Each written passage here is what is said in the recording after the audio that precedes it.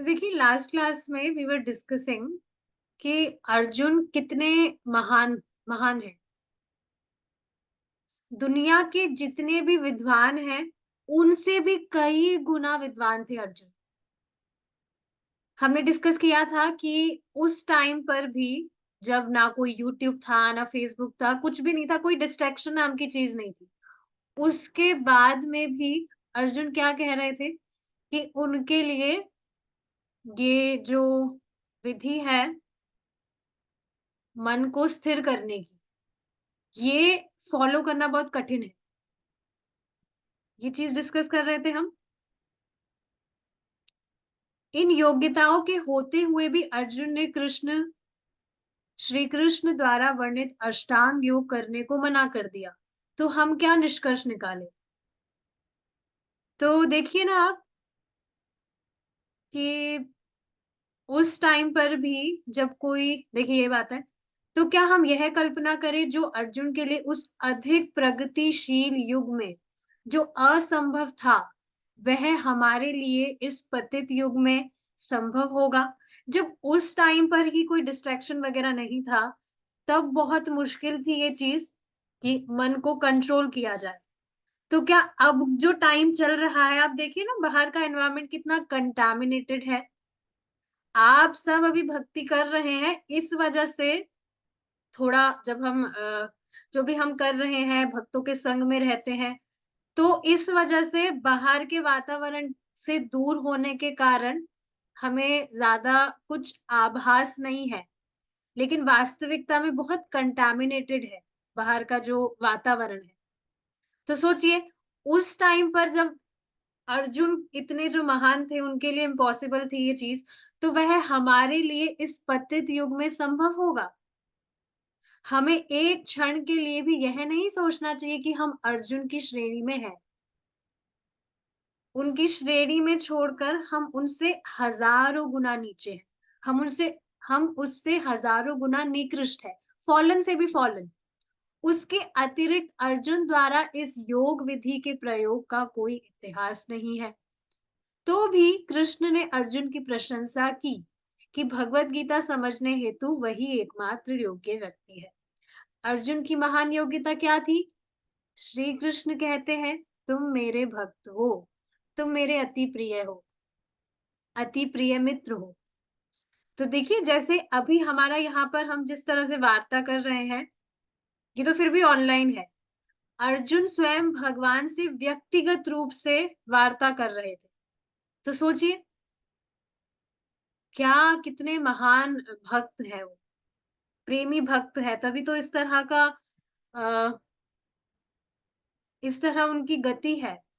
भगवान स्वयं कह रहे हैं, तुम मेरे भक्त हो, तुम मेरे अति प्रिय हो, अति प्रिय मित्र हो। इन योग्यताओं के होते हुए भी अर्जुन ने श्री कृष्ण द्वारा वर्णित अष्टांग योग अ,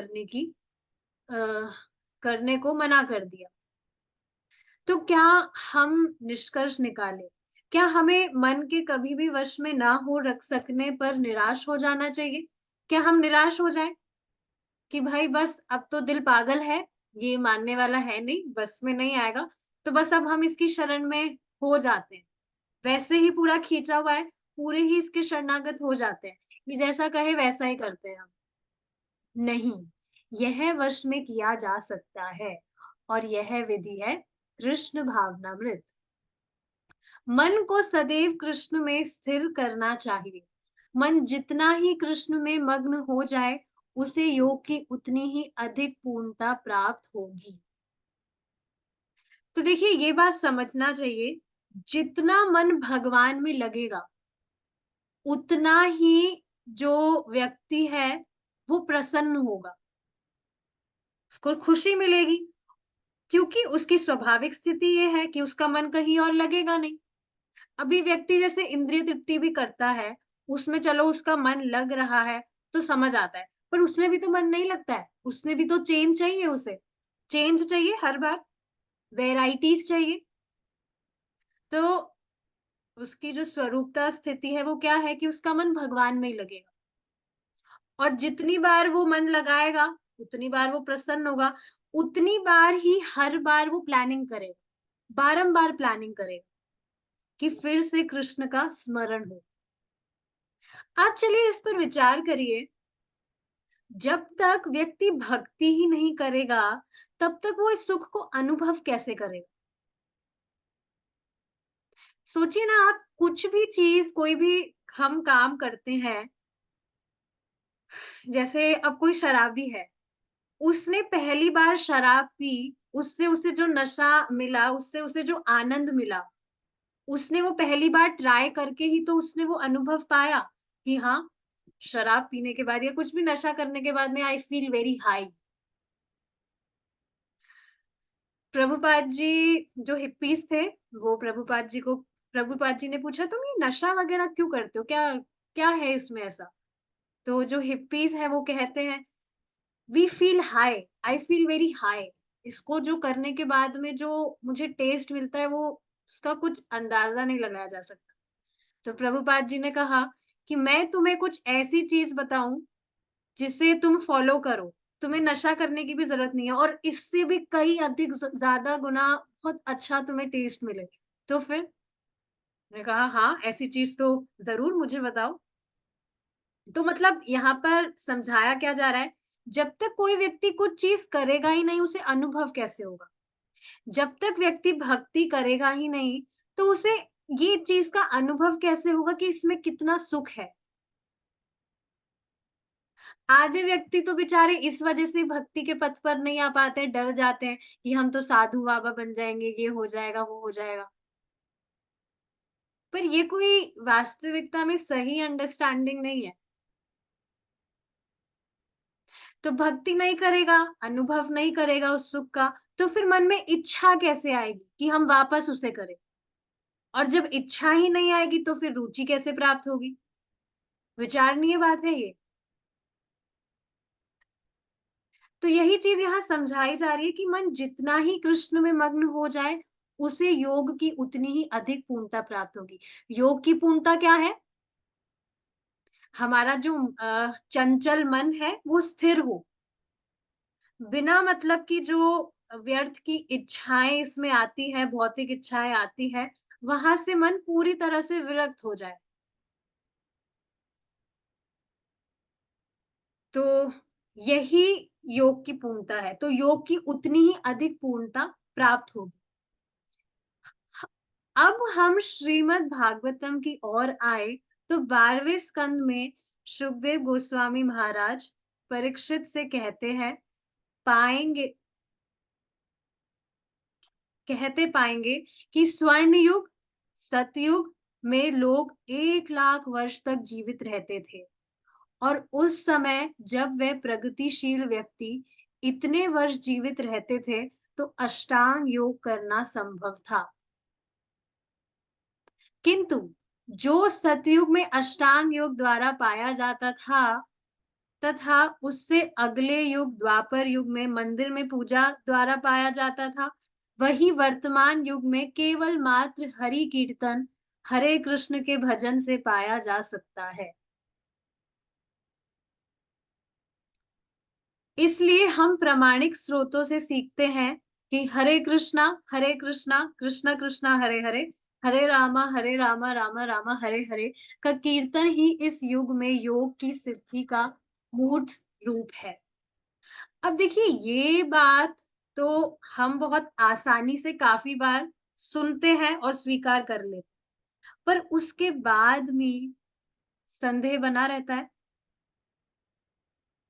संदेह बना रहता है कि क्या बस इतना सा करके ही हो जाएगा सब कुछ? क्या इतना सा करके ही भगवान की प्राप्ति हो जाएगी? पहले अगर जो भी व्यक्ति ऐसा कहता है, उनसे पूछ लिया जाए, क्या इससे ज़्यादा कर पाओगे? तो क्या उत्तर होगा? जो बताया जा रहा है, उसको करने में नानी याद आती है। नियमित रूप से 16 माला का जप भी नहीं होता है। फिर इससे ज़्यादा और क्या एक्सपेक्टेशंस रखी जाती कि इससे ज़्यादा किया जाए। जो आसान चीज़ बताई जा रही है, वो ही व्यक्ति कर ले।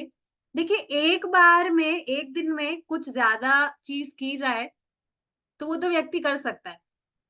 किसी चीज़ को नियमित रूप से करना बहुत कठिन होता है। आप सब अच्छे डिवोटीज़ हैं, आप अच्छे से अपनी साधना कर रहे हैं, पर उन व्यक्तियों की बात हो रही है जो हमेशा संदेह करते हैं। बस इतना सही। और ठीक है, व्यक्ति तो है, पर हमारे दिमाग में भी तो काफ़ी बार ये संदेह आता है। सोचिए ना, कलयुग का टाइम है, हमारी आयु वैसे ही बहुत कम है, उसमें भी हम भजन को बहुत कम समय देना चाहते हैं।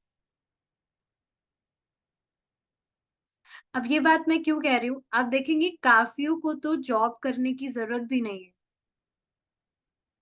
फिर भी करते हैं। इतना भजन करेंगे, इतना भजन करेंगे हम। माया की देखिए ये सदैव प्रीचिंग रहती है। क्या प्रीचिंग रहती है? इतने टाइम से तुम ये सब कुछ कर रहे हो, क्या होगा इससे? कुछ हो रहा है? तुम देख रहे हो कुछ परिवर्तन? सच में जो कर रहे हो, क्या वो सच में ठीक है? क्या सच में यही आप देखिए ना, बार-बार में नहीं, काफ़ी बार ये दिमाग में क्वेश्चन आता है, क्या सच में मानव जीवन का यही उद्देश्य है? भजन करना? इतना आसान चीज़, आसान कुछ है नहीं। सोचिए ना, अगर आसान होता तो हर कोई व्यक्ति क्यों नहीं कर रहा होता? हर कोई तो गीता पढ़ते हुए नज़र नहीं आता है। तो क्या सच में यही उद्देश्य है मानव जीवन का? जबकि कितना परिवर्तन हम स्वयं अपने जीवन में देखते हैं, देख रहे हैं। Is it not? भजन जब नहीं कर रहे थे हम जब भक्ति नहीं कर रहे थे, उससे पहले कितना व्यर्थ का जीवन जी रहे थे, ये हमें ही मालूम।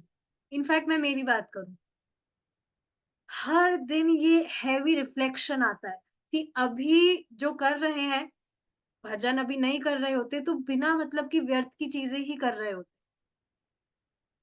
पर आप देखिए ना, अब हर एक दिन बिल्कुल गिल्ट फ्री नहीं लगता है। मुझे तो बहुत ज़्यादा फीलिंग आती है, कुछ भी गिल्ट फ्री नहीं है।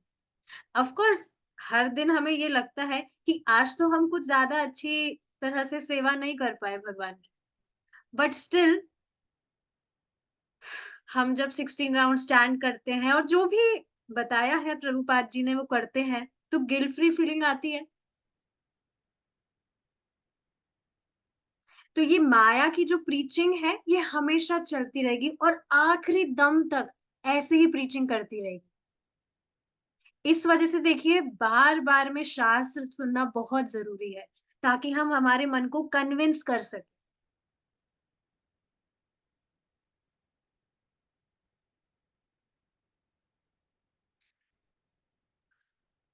परम पूज्य राधा गोविंद महाराज नाम महिमा सुना रहे थे। अजामिल की कथा थी, वो सुन रही थी मैं। तो उसमें आप देखेंगे जो अजामिल था, स्टार्टिंग में he was really a good boy.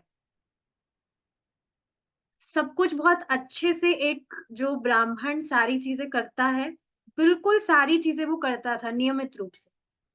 पर हुआ क्या था, एक दिन वो जंगल में गया, तो उसने वो खराब सीन देख लिया, जिसकी वज़ह से उसके दिमाग में क्या आया कि वो व्यक्ति मुझसे ज़्यादा सुखी है, मुझे भी ये सुख प्राप्त करना है।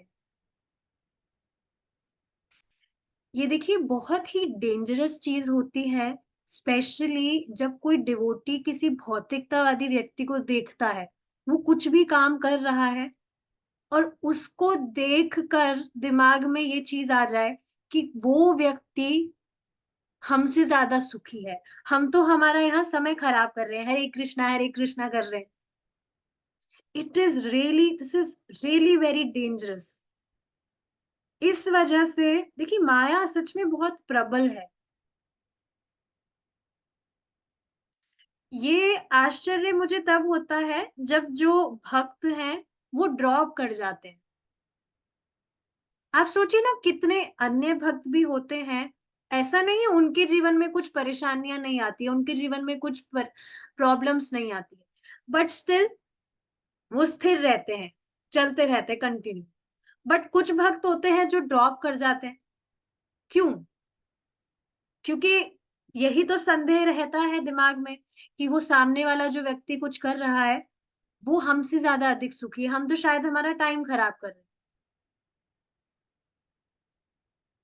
चैतन्य महाप्रभु तभी तो ये बताते हैं, उनका उपदेश है कि जो अ, अभक्त है, उनके संग से हमेशा बचना चाहिए।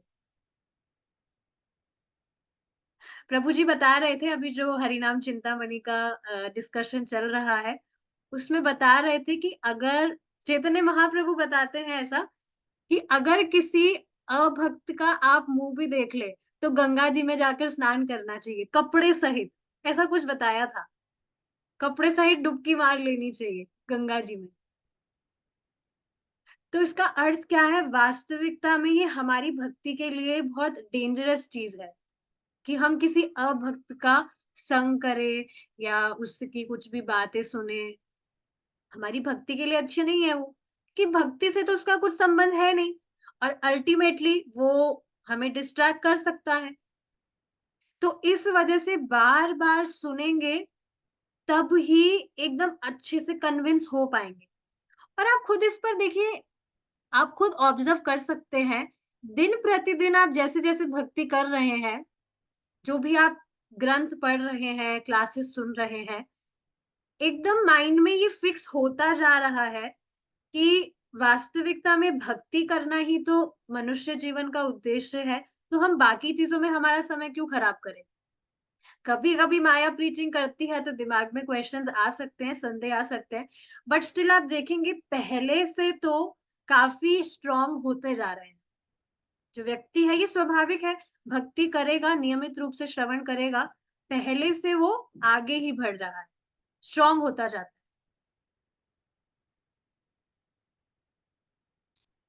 तो यही चीज़ यहाँ पर बताई जा रही है कि पहले के जो युग हैं, उसमें अलग-अलग साधन बताए गए हैं। लेकिन जो ये कलयुग है, वर्तमान कलयुग में केवल हरि कीर्तन, केवल मात्र हरि कीर्तन, हरे कृष्ण भजन से पाया जा सकता है। अब इसी पर देखिए कुछ और क्वेश्चन्स थे, मैं बताना चाहूँगी। एक भक्त का कल ही मेरे पास में मैसेज आया था, वो कह रही थी, माताजी हैं, वो कह रही थी कि मैं 2 राउंड कर लेती हूँ अब, बाय गॉड्स ग्रेस मैं 2 राउंड कर पा रही हूँ। मैं पूछ रही थी कि क्या मैं 108 माला राधे-राधे की भी कर सकती हूँ? अब देखिए समझने वाली बात क्या है इसमें कि है तो सभी भगवान के नाम, कोई भेद नहीं है। पर आप सोचिए ना, हरे कृष्णा महामंत्र स्वयं भगवान ने आके दिया है, स्वयं चैतन्य महाप्रभु ने दिया है। तो इस ये कुछ विशेष है तभी तो स्वयं भगवान ने दिया है। हरे कृष्ण महामंत्र बीज मंत्र है।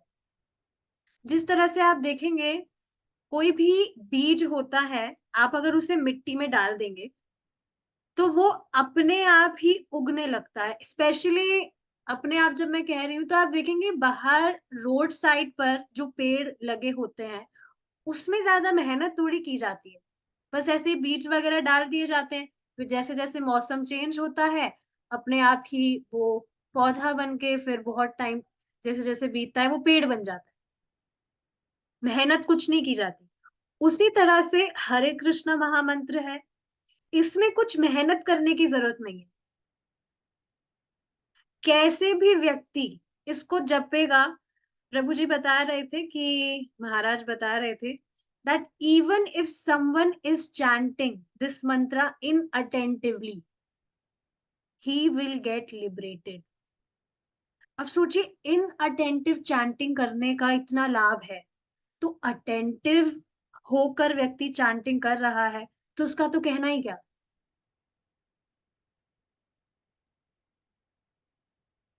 तो यही चीज है कि इसमें मेहनत की जरूरत नहीं है, आप कैसे भी कर सकते हैं। सोचिए ना, कोई रूल नहीं है, कैसे भी करिए। और मन नहीं भी लग पा रहा है तो भी कुछ हानि नहीं है, बस ट्राई करना चाहिए कि हम कानों से सुने। तो सोचिए भगवान स्वयं दे रहे हैं तो उसका कुछ ना कुछ तो रीजन होना चाहिए ना। रीजन है ही कि उद्धार करता है, कैसे भी इसको जपेगा।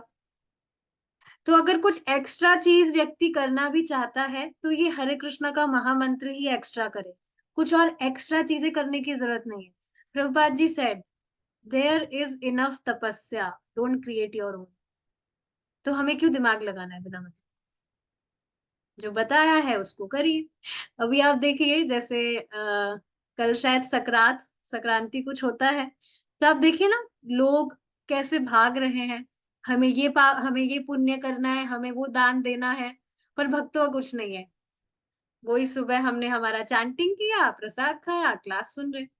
12 महीने वो ही है, कुछ भी डिफरेंट करने की ज़रूरत ही नहीं है। Hope to see you all of you tomorrow also in the class. ठीक है, तो ये चीज़ है। तो हरे कृष्णा महामंत्र का कीर्तन ही इस युग में योग की सिद्धि का मूर्त रूप है। आज हमें 50 या 60 वर्ष तक जीवित रहने में भी बहुत सी कठिनाइयां होती है। मनुष्य अधिक से अधिक 80 या 100 वर्ष जीवित रह सकता है। इसके अतिरिक्त ये थोड़े से वर्ष भी सदैव युद्ध, महामारी, अकाल तथा अन्याय, विघ्नों से एवं उत्तेजनाओं से भरे पूरे रहते हैं। हम मंदबुद्धि है तथा साथ ही साथ अभागे भी है। इस निकृष्ट युग कलयुग में रहने वाले मनुष्य के यही लक्षण है। आप देख रहे हैं ना, छोटे-छोटे बच्चे भी आजकल बीमार हो जाते हैं।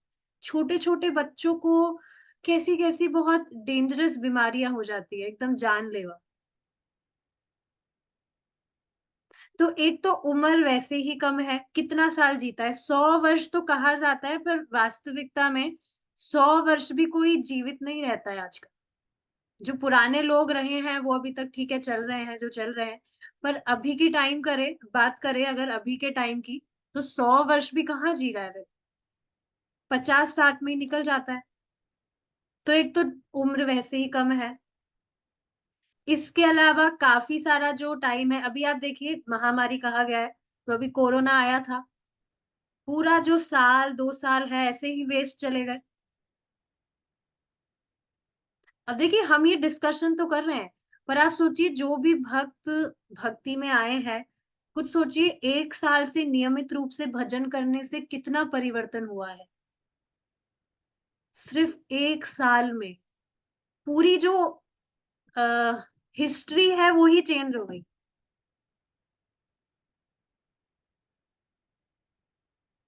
देखिए कितना प्रभावशाली, कितना परिवर्तन हम देखते हैं हमारे जीवन में, फिर भी डाउट बना रहता है। मैं तो बस यही कहूँगी जब भी दिमाग में ऐसा कुछ डाउट आए, हमेशा विचार किया करिए, पीछे मुड़कर देखा करिए कि पहले क्या गति थी और अब क्या है। सबसे अमेज़िंग चीज़ कब लगती है? जब हम कुछ भी हमारे साथ होता है उसमें कृष्णा का हाथ देखते हैं। कृष्णा रेसिप्रोकेट करते हैं। कितनी अमेज़िंग फीलिंग होती है वो। तो ठीक है, ये महामारी वग़ैरह है।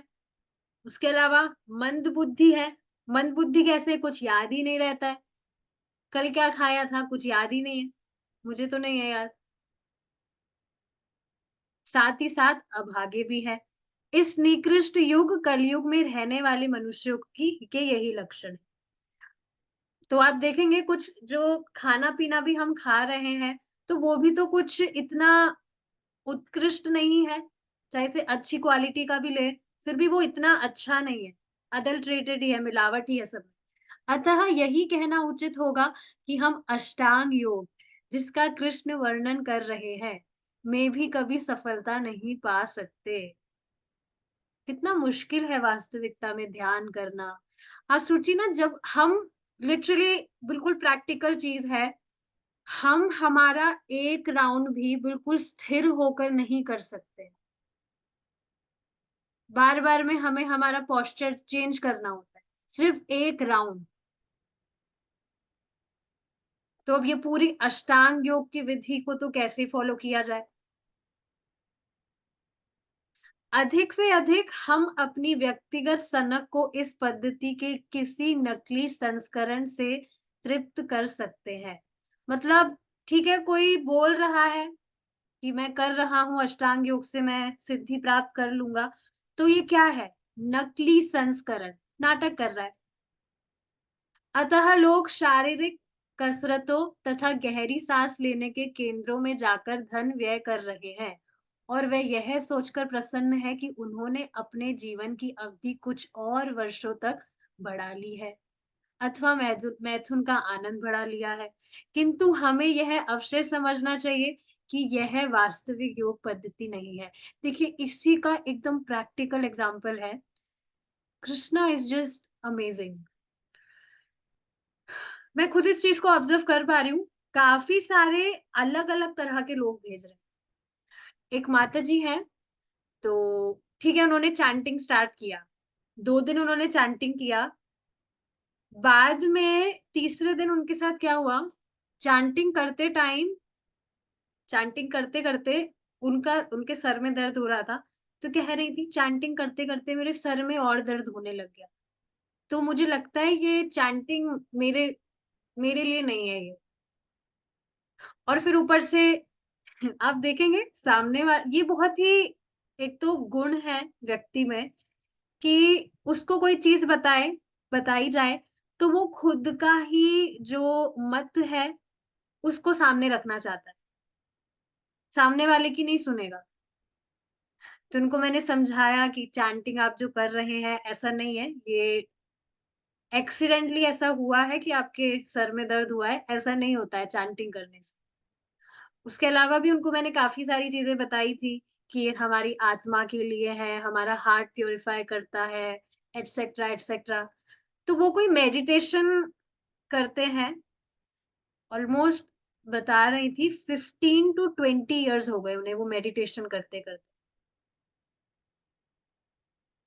अब आप सोचिए 15 से 20 साल में कोई व्यक्ति लगातार जप करे, तो उसकी क्या ही गति होगी, हम अंदाज़ा भी नहीं लगा सकते। और वो माताजी 15 से 20 साल तक मेडिटेशन कर रही है, कोई वही साँस पे ध्यान लगाना, साँस छोड़ना, ऐसा कुछ, जो यहाँ प्रभुपाद जी बता रहे हैं। लेकिन फिर भी उनको मैंने स्ट्रेट फॉरवर्ड ये बात कही। वो अब आप देखेंगे कैसे-कैसे एकदम जो होता है ना, काव्य काव्य बोलते हैं। जैसे कवि बोलते हैं, वैसे वो कह रही थी कि मैं चैंटिंग करती हूँ, मुझे माला से नहीं करना, जब साँसें ही मन के हैं तो माला किस काम की। ऐसी-ऐसी लाइन्स वो कह रही थी। मुझे लिटरली हँसी आ रही थी। तो मैंने उन्हें स्ट्रेट फॉरवर्ड बोला, अच्छा ठीक है, पर हमारी वैसी स्थिति नहीं है ना। अगर वैसी स्थिति हमारी होती, तो आप सोचिए जो भौतिकतावादी चीज़ें हैं, क्या उससे बिल्कुल वैराग्य नहीं हो जाता? क्या मन में अभी जो विकार आते हैं, क्रोध आ जाता है, किसी से ईर्ष्या हो जाती है, क्या वो नहीं मिट जाता? सारी चीज़ें मैंने स्ट्रेट फॉरवर्ड बोली, तो फिर वो कुछ बोल नहीं पाईं, क्योंकि ये देखिए स्पष्ट चीज़ है और आप सब खुद भक्त इस चीज़ को ऑब्ज़र्व कर पा रहे होंगे कि पहले जो गुस्सा था या पहले ऐसी कुछ भावनाएँ थी, किसी से कुछ ईर्ष्या हो रही है, जेलसी हो रही है, वो सब कम ही होती जा रही है। मैं कह सकती हूँ कि बिल्कुल ऐसा स्थिति आ गई है कि है ही नहीं। ईर्ष्या तो मुझे नहीं लगता कोई भक्त किसी से करता होगा। भौतिकतावादियों से कोई मतलब है नहीं। कुछ टॉपिक है नहीं कि उनसे कुछ ईर्ष्या की जाए और भक्तों को देखकर तो इतनी खुशी होती है। कल शाम को वर्षा भावनी माता जी की क्लास थी। तो मैं उनकी क्लास मैंने अटेंड की थी। मुझे इतनी खुशी हो रही थी, वो इतना एंथुसियास्टिकली क्लास दे रही थी। 2-3 भक्त थे और उनकी जो स्ट्रैटेजी थी कि डिस्कशन के बाद में जो भी डिस्कस किया है, उससे रिलेटेड क्वेश्चंस डिस्कस करना, वो मुझे बहुत अच्छी लगी। तो आप देख रहे हैं भक्त एप्रिशिएट करते हैं, इंस्पायर होते हैं, ये नहीं जलन कर रहे, अरे! ये मेरे से अच्छा कैसे कर रहा है या वो कुछ भी। तो देखिए ना सिर्फ 1-2 साल तो कह भी नहीं सकते, कुछ टाइम से ही जब हम भजन कर रहे हैं, चैंटिंग कर रहे हैं, तब हम इतना परिवर्तन देख रहे हैं। और जो 15-20 साल से जो भी ये मेडिटेशन वगैरह कर रहे हैं, कुछ भी तो परिवर्तन नहीं है। बल्कि बुद्धि आप देखेंगे और ठस हो जाती है। शास्त्रों की बात को कहते हैं ये तो सेक्रेड थ्योरी है।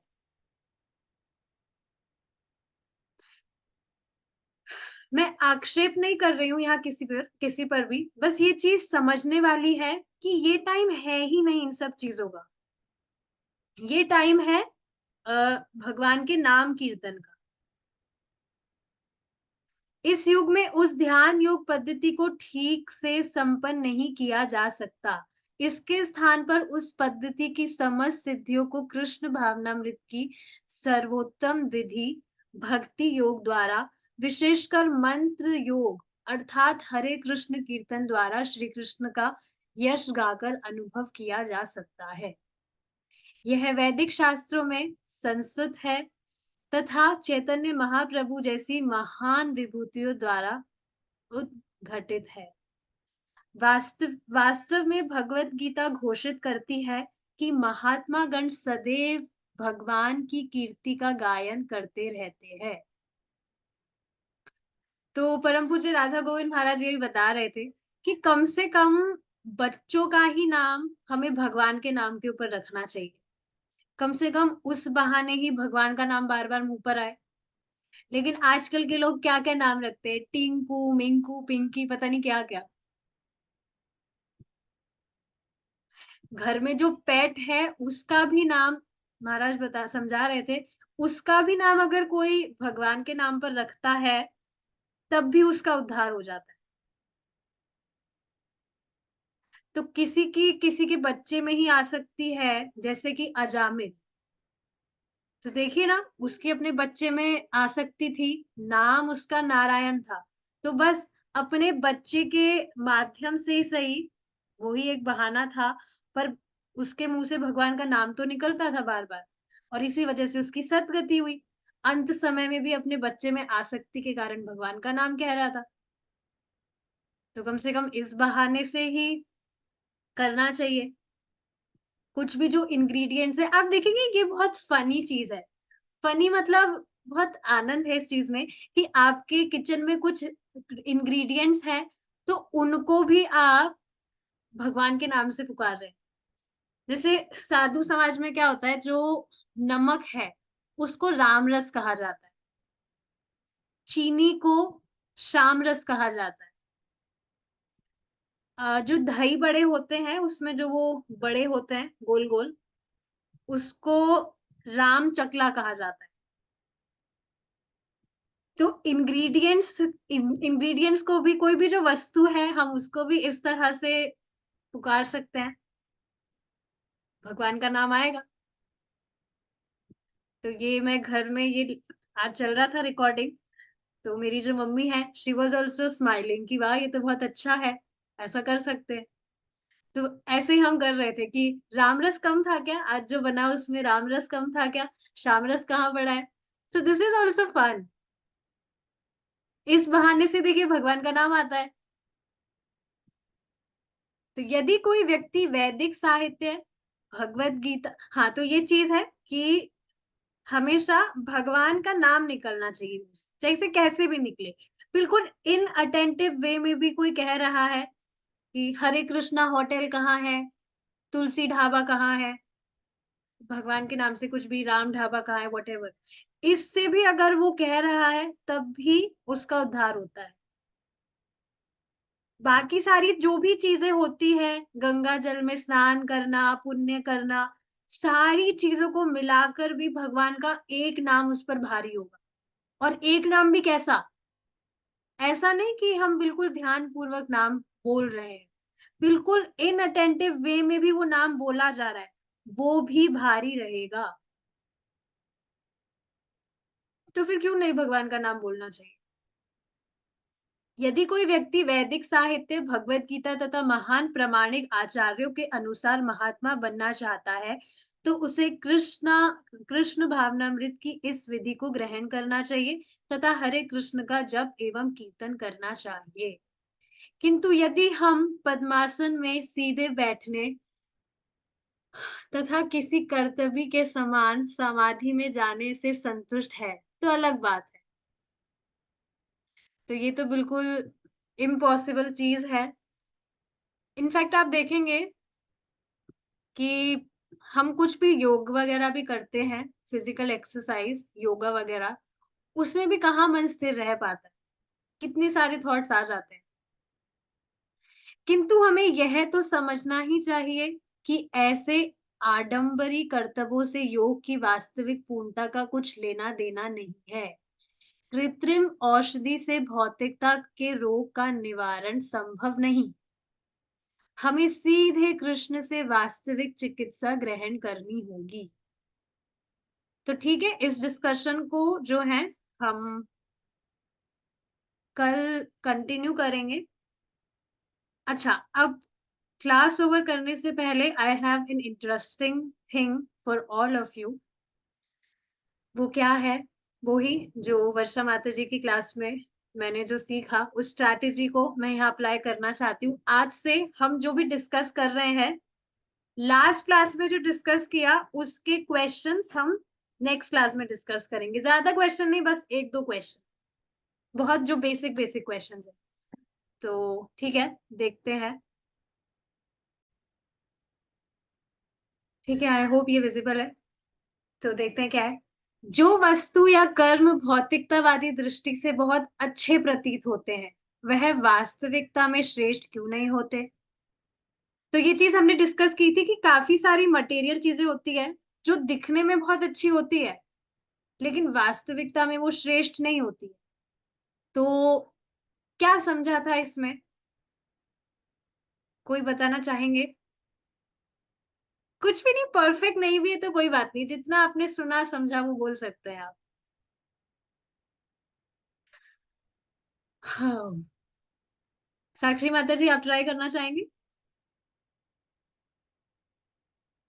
जो भी समझ में आया। हम देखते हैं ना, ठीक है, मैं हिंट के लिए बोल देती हूँ। हम देखते हैं कि जो लोग हैं वो पुण्य वगैरह करते हुए नजर आते हैं, दिखने में बहुत अच्छी श्रेष्ठ चीज दिखती है वो, कि हाँ बहुत अच्छा काम कर रहे हैं, पर वास्तविकता में वो श्रेष्ठ क्यों नहीं होती है? क्या कारण होता है उसके पीछे का? हरे कृष्ण माता जी। हरे कृष्णा। माता जी क्योंकि वो कृष्णा से नहीं जुड़ी होती। एग्जैक्टली ठीक है। एक भक्त और कह रहे हैं कि वो कर्म बंधन का कारण बनती है। ठीक है, अभिषेक प्रभु जी आप कहना चाहते हैं?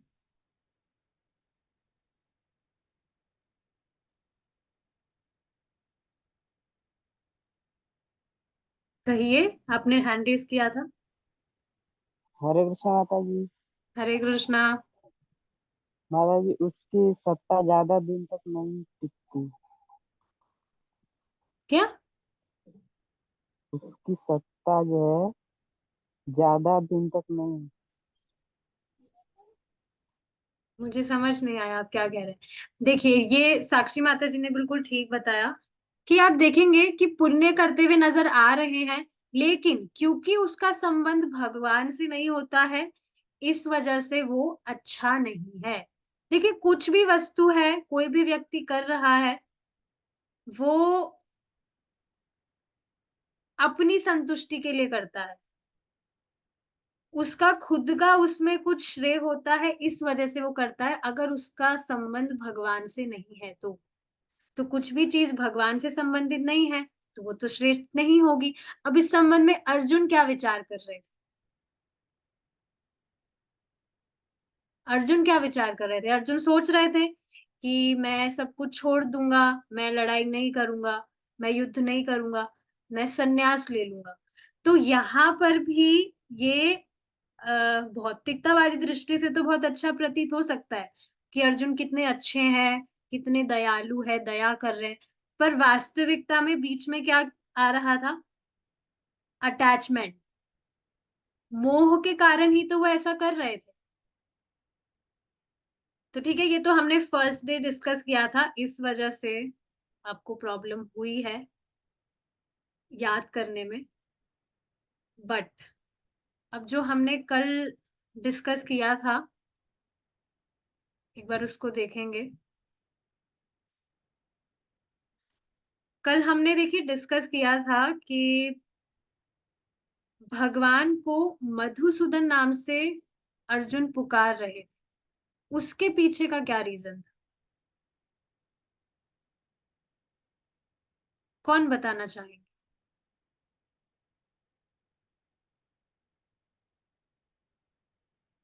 यस माता जी, बताइए। हरे कृष्णा माता जी। हाँ भी आई। क्योंकि उन्होंने मधु नामक दैत्य को मारा था। अर्जुन इस कारण से तो नहीं कह रहे थे। ये तो ठीक है, एक कारण है, मधुसूदन नाम का आपने मतलब बताया है, लेकिन वास्तविकता में इसका अर्थ ये नहीं है। जी साक्षी माता जी, आप बताइए।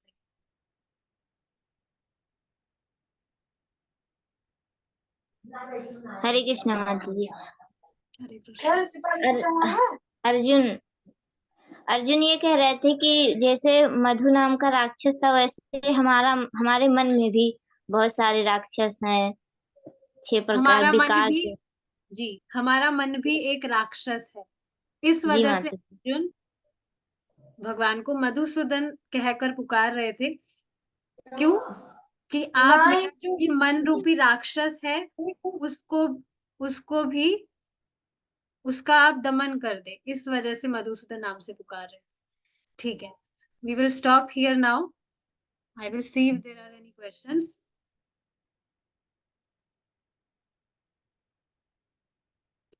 ठीक है, कुछ क्वेश्चन नहीं है, we will stop here now. Shrila Prabhupada की जय। निताय गौर प्रमानंदे। हरि बोल।